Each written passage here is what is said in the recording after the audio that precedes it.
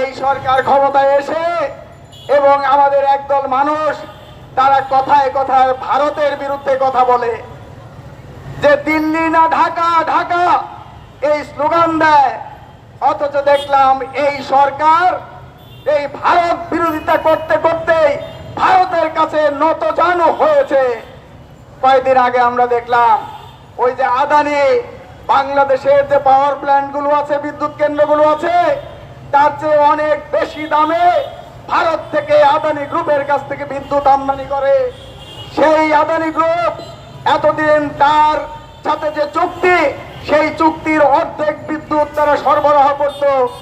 বাংলাদেশের সরকারের পক্ষ থেকে কয়েকদিন, এক সপ্তাহ আগে সেখানে গিয়েছিলেন আমাদের জ্বালানি উপদেষ্টা।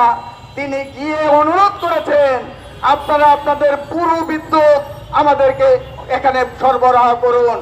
অর্থাৎ যে 50% সরবরাহ করত, এখন 100% সরবরাহ করার জন্য ভারতের আদানিকে অনুরোধ করেছে।